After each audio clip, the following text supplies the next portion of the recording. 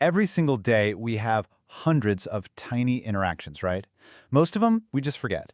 But some create a little bit of friction, and others, well, they build real connection. What we're going to do right now is explore the toolkit for turning all those little moments into positive ones. And it all comes down to 4 super simple but really powerful phrases. All right, let's get into it. So what are these 4 magic words? Now, we're not talking about some impressive, fancy vocabulary here. Not at all. We're talking about the absolute basics, the building blocks of just getting along with people. Think of them as 4 little keys that can unlock smoother, more respectful conversations in, well, pretty much any situation you can think of. Yeah, you can really think of these words as the foundation for social grace. And mastering them, it's not just about being nice for the sake of it. No, it's about showing respect. And it's about cutting down on that awkward friction we sometimes feel. It's the secret sauce to navigating the world with a bit more confidence, whether you're, asking for a favor or just ordering your morning coffee. All right, first up is a word that is so common we probably don't even think about it, but it's so important. It's please. Let's actually dig into how this one little word can completely change the vibe of an interaction, turning what could be a demand into something much more cooperative. So, what's really happening when you say please? You're basically acknowledging that the other person has a choice.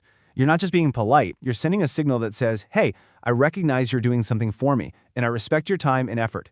It's a really small thing, but it completely shifts the power dynamic in a good way. I mean, just think about the difference in how these two things feel. Give me a coffee. Ugh, it's so abrupt, right? It feels like a demand, and it almost makes you want to push back. But then, could I have a coffee, please? The whole vibe just changes instantly. One is an order that creates tension. The other is a request that invites someone to help you. It's night and day. Okay, let's move on to our next key phrase. So, someone has helped you out. Now what? How do you close that loop of respect and, honestly, make them feel good about helping you? Simple. You use our second magic phrase, thank you. And saying thank you, it goes so far beyond just good manners. It's about validation. It makes the other person feel seen, feel appreciated, and that little boost makes them want to be helpful again next time. So it's not just you being grateful in the moment. Think of it as an investment in your future relationships. And you have chances to make these little investments all day long. Someone holds the door? Thank you. A coworker gives you some feedback? Thank you. The person at the cafe hands you your order? Thank you. Every single one is like a small deposit into your, let's call it, social bank account. All right, on to number 3. This phrase is like the Swiss Army knife of polite conversation. Excuse me. What makes it so brilliant is that it works in 2 totally different but equally important ways. It helps you manage boundaries, both in the real world and in conversations. I mean, think about its versatility. You're in a crowded space. A simple "excuse me" lets you pass through without making people feel like you're just pushing your way in. You're signaling, hey, I see you, just need to get by. And then, socially, it's the perfect way to get someone's attention if you need to interrupt.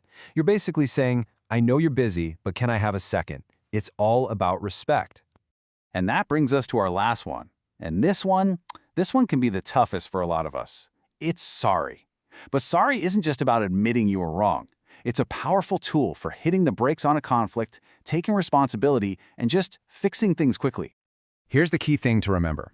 A sincere sorry shows you get it. It shows empathy.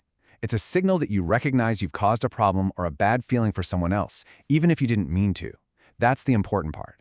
It's not about your intent, it's about their impact.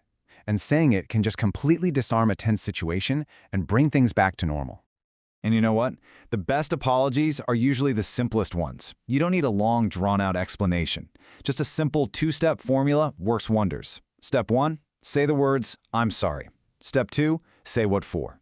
For bumping into you, or for being late. That's it. It's direct, you take ownership, and it just works. So, there you have it. Please, thank you, excuse me, and sorry. 4 simple phrases. But don't just think of them as words. Think of them as tools in your communication toolkit, each one perfect for a very specific job.